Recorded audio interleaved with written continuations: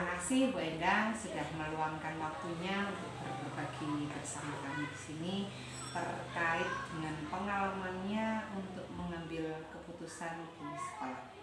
Mungkin pada kesempatan ini ada beberapa hal yang ingin kami tanyakan Bu Endang terkait dengan pengalaman Bu Endang selaku Kepala Sekolah SDN Purwokerto 1. Tentunya mungkin banyak permasalahan Bu Endang ya.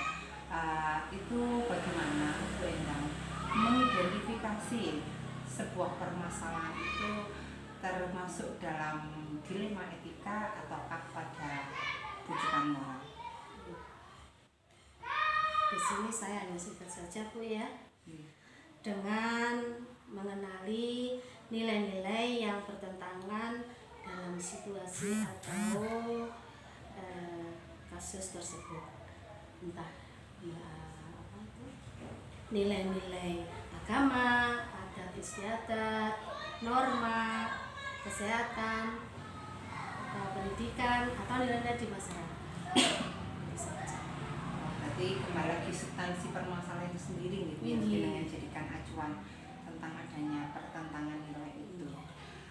Mungkin kalau saya juga boleh tahu terkait dengan pengalamannya Bu Endang, bagaimana Bu Endang mencari solusi atau memutuskan sebuah permasalahan ketika itu menyangkut terdapat pertentangan nilai atau mungkin mengandung dilema etika di dalamnya? Panjang lebar ya Bu, langsung melalui langkah-langkah atau prosedur yang biasa kami lakukan jika ada permasalahan. Ya, tentunya ada skala prioritas.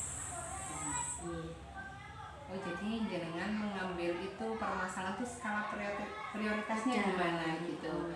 Skala prioritas ya, yang didahulukan ya perlu didahulukan, misalnya masalah ini lebih penting. Ini sama ya, seharusnya itu tadi kan sama, tapi kan kita bisa melihat yang paling perlu diatasi dulu ini. Tentunya kita bisa melihat dari sudut pandang apa nilai-nilai jika tadi. Atau prosedurnya antara lain yang pertama ya biasa itu sudah kita lakukan, yaitu saya menentukan atau melihat siapa yang terlibat dalam kasus tersebut. Itu pertama. Ya. Terus yang kedua, mengumpulkan fakta-fakta atau informasi. Ya. Nah, atau permasalahan tersebut itu dikumpulkan ya. Terus yang ketiga, baru mempertemukan pihak-pihak tersebut yang terkait pada kasus tersebut. Ya. Yang keempat itulah baru kita mencari resolusi atau pemecahan masalah yang menguntungkan kedua belah pihak. Seperti itu. Terkait dengan langkah-langkah dan prosedur yang Bu Endang ambil tadi, tentunya mungkin ada hal-hal efektif mungkin yang bisa jenengan jadikan acuan untuk pengambilan sebuah keputusan, Bu. Yang pertama itu komunikasi. Yang kedua, mau menerima pendapat orang lain, penting ya juga ya. Yang ketiga yaitu juga bisa memposisikan diri sebagai ya posisi orang lain itu, bisa memposisikan, maksudnya oleh aku nanti dia bagaimana, maksudnya itu seperti itu. Terus untuk terkait dengan segala hal yang sudah jenengan lakukan tadi, tentunya tidak menutup kemungkinan pasti ada tantangan dalam jenengan mengambil sebuah keputusan. Ya. Tentunya mungkin bisa jenengan sharingkan tantangan apa yang biasanya jenengan hadapi ketika mau memutuskan terhadap sebuah permasalahan. Yang pertama itu yang paling sulit itu ego personal. Ego masing-masing. Yang kedua, pertentangan antara nilai dan kebajikan itu. Pertentangan antara itu kan sangat sulit juga. Terus yang ketiga, benturan antara berbagai kepentingan. Itu sudah Terus yang pelanggaran kode etik. sekali ya Bu ya, pelanggaran kode etik, pelanggaran hukum dan lain sebagainya. Itu tantangan mungkin ya Bu yang dihadapi. Tapi ketika jenengan mengalami sebuah permasalahan, tentunya ketika permasalahan itu entah itu berat, kecil, apakah jenengan punya jadwal khusus atau mungkin prosedur khusus dalam menyelesaikan sebuah permasalahan? Selama ini saya tidak punya jadwal khusus ya. Kalau yang masalah seperti yang sudah saya beritahukan tadi, langkah-langkahnya seperti itu, ya. Nah, itu yang saya itu yang saya terangkan tadi. Untuk menyelesaikannya, kasus tersebut langsung saya selesaikan. Karena langkahnya hanya seperti itu. Nah, ini sebenarnya saya tidak punya jadwal dan saya tidak suka menunda-nunda kasus. Begitu, jadi maksudnya berarti begitu ada permasalahan sesegera mungkin langsung diselesaikan. Tidak menunda-nunda. Semoga ya dan besok juga bisa. Tapi punya jadwal itu lebih baik sebenarnya. Atau mungkin ketika sudah tidak ada jadwal, mungkin jenengan membentuk tim khusus atau mungkin faktor-faktor lain dari sekolah yang bisa membantu jenengan dalam proses pengambilan keputusan. Biasanya kami membentuk jadwal aja lebih baik ya. Tapi di sini ya biasanya jika menyangkut permasalahan siswa, saya dibantu oleh langsung. Tetapi kalau masalah kedinasan atau di luar sekolah ya, kedinasan, saya dibantu oleh komite, paguyuban, pengawas pembina, dan juga sampai ke dinas. Berarti memang ada tim-tim yang maksudnya membantu jenengan untuk memberikan bahan pertimbangan gitu. Iya, tentu. Oke, Bu Endang, terima kasih tadi sudah diberikan banyak jawaban terkait tentang kebijakan Bu Endang selama mengambil keputusan. Mungkin dari sekian banyak pengalaman Bu Endang selama jadi kepala sekolah, mungkin hal apa sih yang menjadi intipati dari apa yang harus kami lakukan ketika jadi seorang pemimpin itu dalam mengambil keputusan? Hal-hal apa saja yang harus kami pegang teguh atau mungkin kami jadikan acuan? Terutama itu dalam hal komunikasi, sangat penting sekali. Iya, dalam menyelesaikan masalah juga dari komunikasi. Kalau kita kurang komunikasi, biasanya ada namanya miskomunikasi tadi, sehingga terjadi hal-hal yang tidak baik seperti itu. Nah, kedepannya nanti penjenengan tentunya guru penggerak itu sudah dicetak menjadi kepala sekolah, tentunya harus siap-siap juga. Terus kedepannya selalu belajar, bergerak untuk anak bangsa.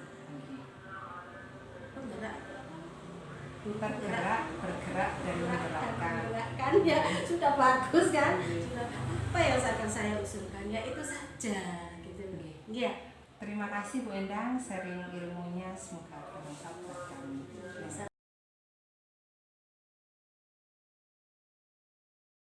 Selamat pagi Bu Ci. Selamat pagi Bu Ika. Senang sekali ya Bu Ci bisa meluangkan waktunya pagi hari ini, bisa berbagi dengan kami terkait dengan pengalaman Bu Ci dalam mengambil keputusan yang berbasis tentang nilai-nilai kebajikan sebagai seorang pemimpin. Ya Bu Ika, sama-sama senang juga. Terima kasih Bu. Mungkin ini ada beberapa hal Bu yang ingin kami sampaikan terkait mungkin keawaman kami sebagai calon guru penggerak Ibu. Mungkin ketika selama pengalaman Ibu sebagai seorang pemimpin mungkin pernah mengalami banyak hal rintangan atau mungkin hal-hal yang perlu diputuskan sebagai seorang pemimpin. Seringkali di situ ketika ada benturan antara dua kepentingan atau dua hal yang saling bertentangan, antara ada yang dilema etika atau juga ada rujukan moral. Berdasarkan pengalaman Bu Puji selama ini, bagaimana Bu Puji membedakan ketika itu adalah sebuah rujukan moral ataupun dilema etika. Ya. Baik Bu Ika, mungkin kalau saya mencoba menjawab pertanyaan dari Bu Ika, mungkin saya akan mengidentifikasi ya kasus-kasus yang itu merupakan dilema etika atau rujukan moral. Nah, itu saya harus mengerti dulu, kita harus mengerti dulu apa dilema etika atau rujukan moral. Nah, di sini kalau saya mempelajari dilema etika itu situasi yang terjadi ketika seseorang harus memilih, ya, seseorang harus memilih antara dua pilihan, di mana kedua pilihan secara moral itu benar, tapi bertentangan. Nah, ini sebagai seorang pimpinan ya cukup sulit ya untuk membuat sebuah keputusan yang merupakan dilema etika. Nah, sedangkan kalau yang satu tadi adalah rujukan moral, itu situasi yang terjadi ketika seseorang itu membuat keputusan antara benar dan salah. Kalau ini dikatakan mudah ya, karena sudah jelas ini benar, ini salah. Tapi tetap kita harus memperhatikan banyak hal dalam membuat keputusan ini. Jadi itu untuk kita identifikasi. Iya. Terima kasih, maksudnya benar-benar gambaran yang jelas sekali. Berarti kalau untuk seringkali ketika dalam dilema etika itu memang kan seringkali ada hal-hal yang saling bertentangan gitu, Terus seperti itu apa yang menjadi menjadi acuan jenengan atau mungkin bagaimana sih jenengan dalam mengambil keputusan ketika dalam sebuah permasalahan yang mungkin terjadi di sekolahnya Bu Puji itu ketika ada nilai-nilai yang saling bertentangan di situ, dan di mana nilai-nilai itu sama-sama penting dan memang sama-sama perlu diperjuangkan.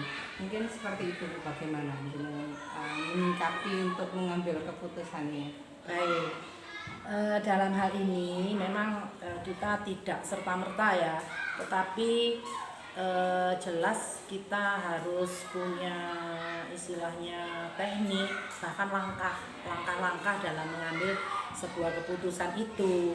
Nah, yang pertama mungkin saya akan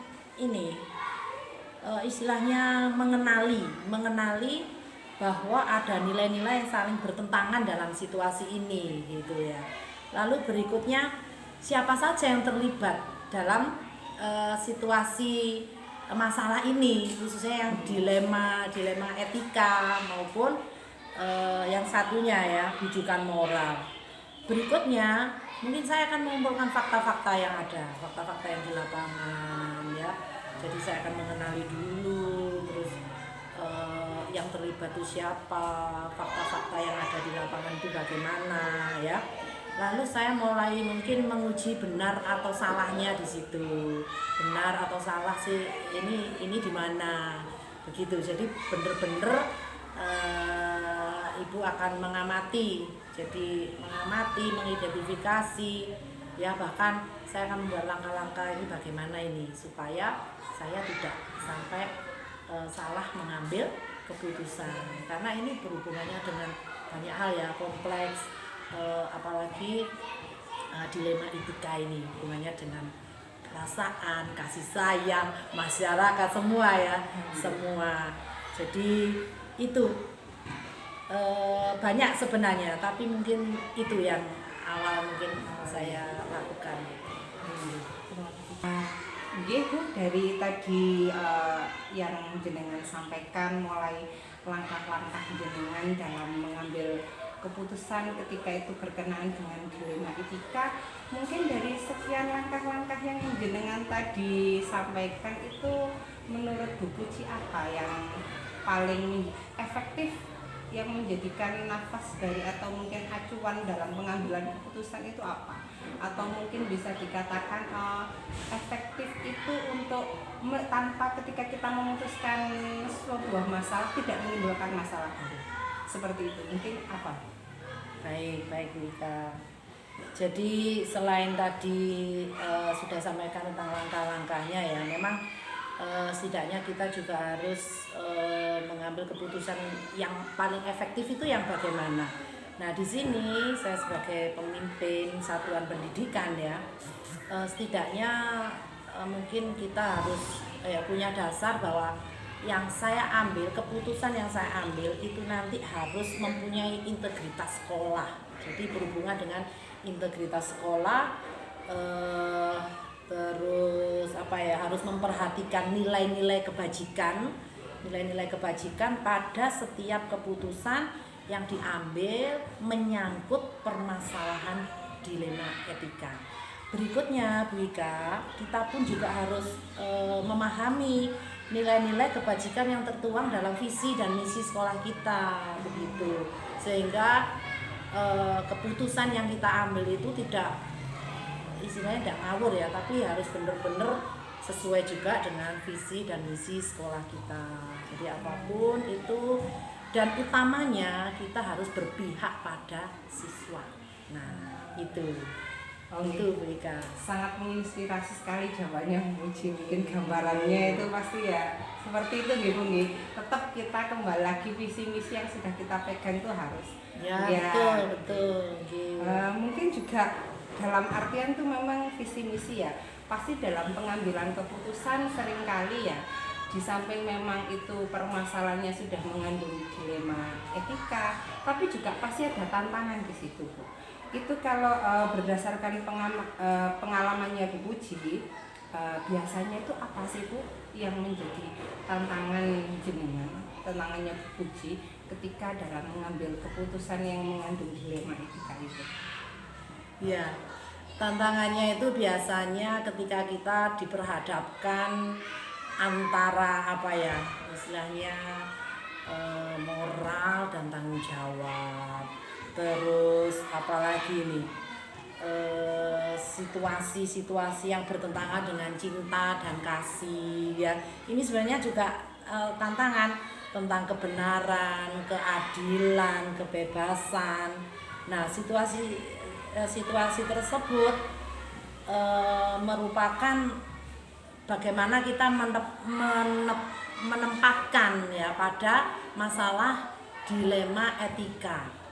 Jadi tantangannya biasanya itu ya hubungannya dengan hati. Oh, gitu ya, hati ya. Iya. Tentang ini kalau ini begini ya. Tapi iya, tetap kita harus membuat okay. sebuah keputusan yang memang harus bisa diterima oleh semuanya, bisa dipertanggungjawabkan secara moral. Memang benar-benar ketika keputusannya benar-benar berat untuk semua orang ya. Betul.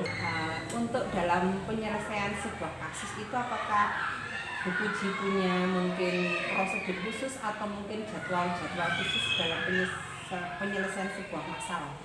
Ya, kita lihat dulu ya masalahnya. Kadang muncul masalah itu tiba-tiba dan itu bisa diselesaikan secara langsung ya langsung.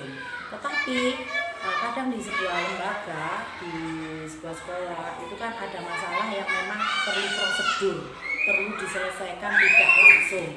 Jadi saya harus mengidentifikasi sehingga saya bisa membuat keputusan yang sesuai gitu. Berarti kondisional gitu. Kondisional. Tergantung berat ringan sebuah masalah. Betul. Mungkin apakah Bu Puji dalam mengambil keputusan ini memiliki tim khusus atau mungkin faktor-faktor yang bisa membantu Bu Puji dalam menentukan duduk persoalannya atau memutuskan sebuah permasalahan? Ya, sebenarnya banyak faktor ya kita dalam membuat keputusan itu. Kalau ditanya tim, jelas saya akan melibatkan Bapak Ibu guru, kita akan sharing, bertukar pikiran. Tapi perlu diketahui juga faktor yang mempengaruhi seseorang dalam membuat keputusan itu banyak Bu Ika. Misalnya faktor agama, faktor sosial, ini juga mempengaruhi gitu ya. Ilmu pengetahuan, teknologi dan lain-lain, kode etik ya. Jadi hal-hal itu merupakan faktor-faktor bagaimana saya harus memutuskan sebuah permasalahan khususnya dilema etika. Kalau tim jelas Ibu akan melibatkan semuanya. Terima kasih mungkin dari semua yang Bu Puji sampaikan tadi sangat menginspirasi kami, terus memberikan kami gambaran yang lebih rinci tentang mungkin banyak hal permasalahan di sekolah.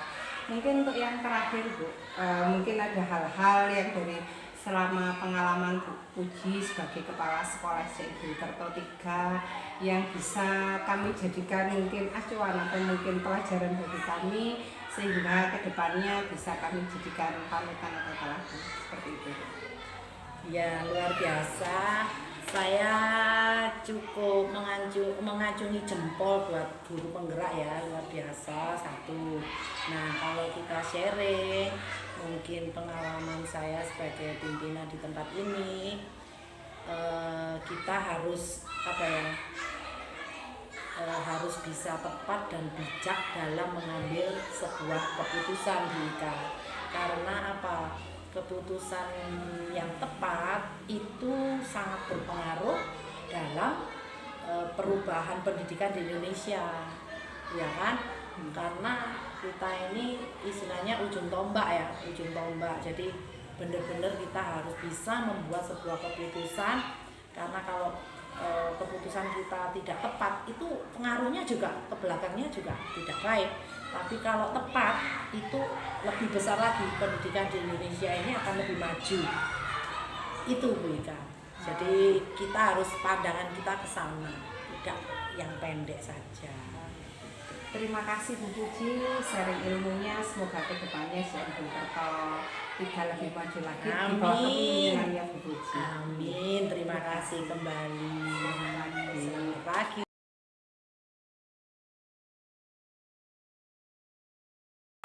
Terima kasih Retno sudah menyempatkan waktunya untuk berbagi dengan kami terkait pengalamannya selama menjadi kepala sekolah SD Negeri Purworejo.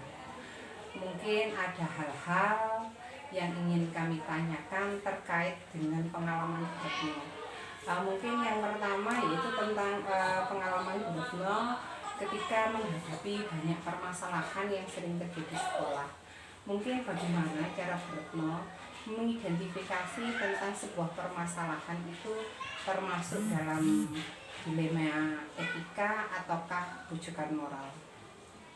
Sebelumnya saya mohon maaf ya Bu Ika, harus saya pakai masker karena kurang enak badan.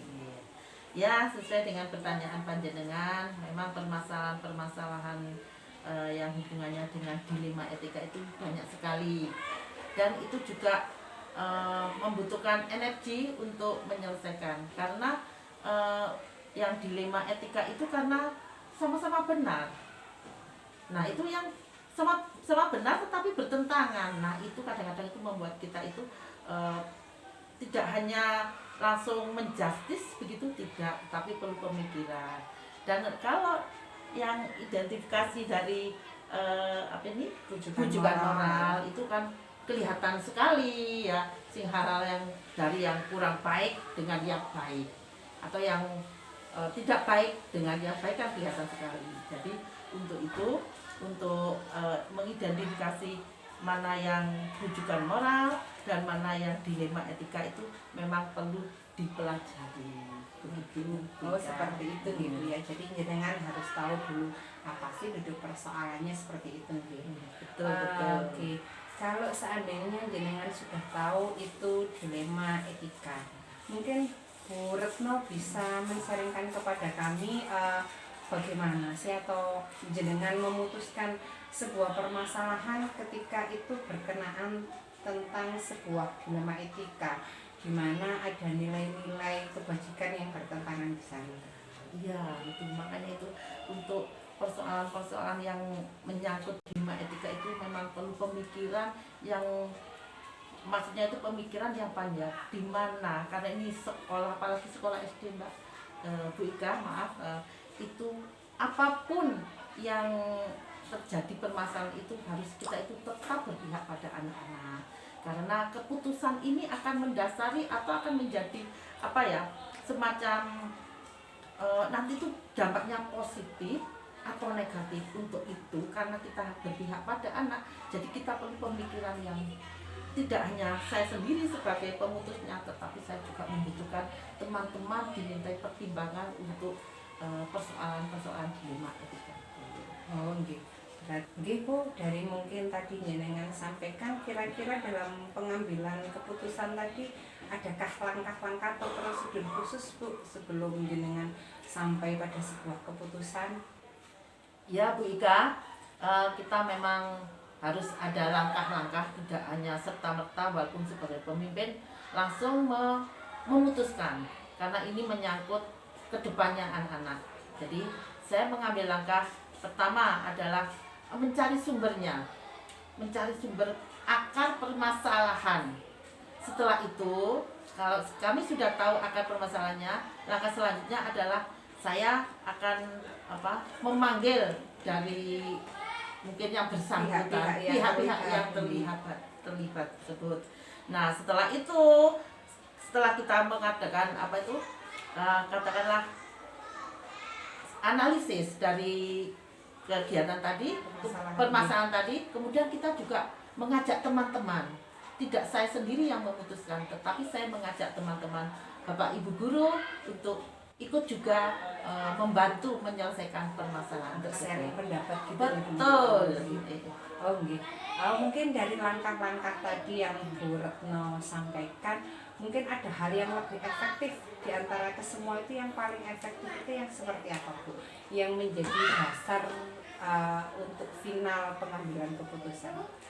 Nah, kalau menurut saya ada tetap yang efektif itu adalah mengajak teman-teman guru untuk kita itu sharing. Jadi enggak saya keputusan saya sendiri. Tetap, karena bagaimana juga kita harus berpihak kepada anak, Mbak. Jadi supaya nanti anak-anak itu kedepannya sudah bisa atau tidak mengulangi lagi kesalahan-kesalahan yang katakan itu yang berhubungan dengan dilema etika.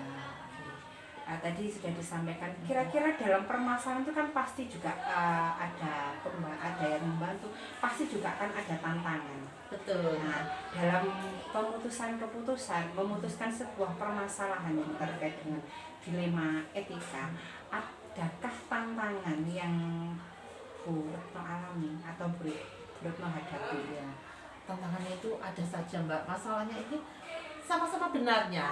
Nah, justru sesuatu yang sama-sama benarnya itu perlu pemikiran yang lebih panjang daripada dari yang kelihatan dari yang salah dengan yang benar, kan enak kita menjawabnya.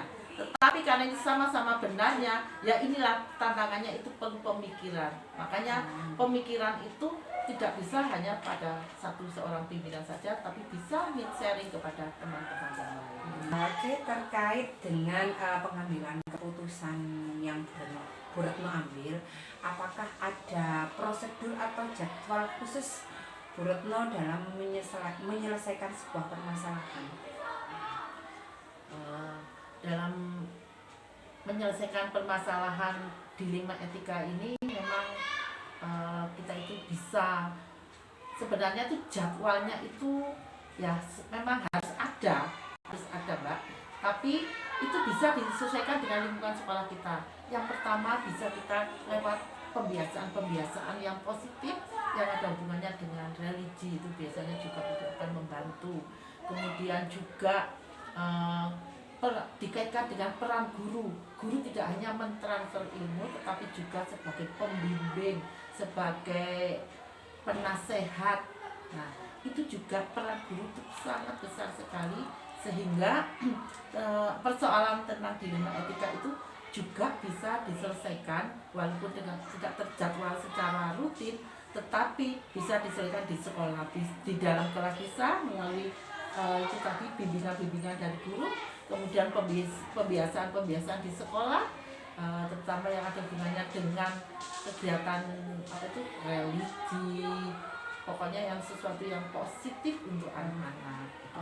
Berarti mungkin jenengan lebih pada peningkatan budaya positif, sehingga hal-hal yang sifatnya destruktif itu tidak sampai terjadi. Iya, betul. Jadi juga hal-hal yang tidak baik bisa tidak terjadi, sehingga tidak perlu ada permasalahan yang tapi tidak menutup kemungkinan ketika permasalahan itu terjadi jenengan langsung menyelesaikannya begitu langsung, atau mungkin menunggu koordinasi dengan teman-teman satu sekolah, Bu.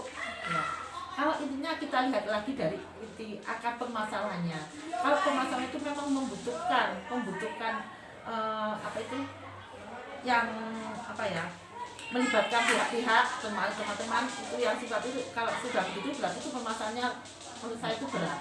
Kalau permasalahannya sekedar pertentangan yang biasanya anak-anak kan begitu ya, itu kami mungkin bisa menyelesaikan dengan Berarti langsung. intinya kondisional gitu. Kondisional. Tergantung berat ringan sebuah permasalahan. Oke, mungkin sering ya jenengan tuh sebagai kepala sekolah menemui permasalahan. Kira-kira adakah yang jenengan bentuk sebagai tim khusus atau mungkin faktor-faktor yang membantu jenengan atau membantu Bu Retno selama mengambil keputusan itu sendiri? Iya. Ini yang jelas Mbak, semua keputusan yang sifatnya besar itu tidak saya ambil sendiri. Pasti kami punya tim dari Bapak Ibu guru yang akan membantu saya dalam menyelesaikan permasalahan tersebut. Dan juga kondisi di sekolah itu juga akan membantu mempercepat penyelesaian dari masalah. Jadi maksudnya kondisi budaya-budaya positif itu harus tetap kita tanamkan kepada anak-anak.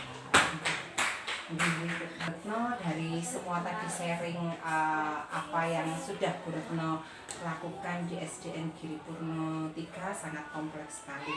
Mungkin dari sekian banyak pengalaman Bu Retno, mungkin ada hal yang perlu hal-hal atau mungkin pelajaran yang bisa kami ambil dari itu semua, mungkin bisa Bu Retno sharingkan kepada kami sebagai orang yang awam di bidang ini. Begini Bu Ika, untuk sharing tentang pengalaman yang sudah kami alami.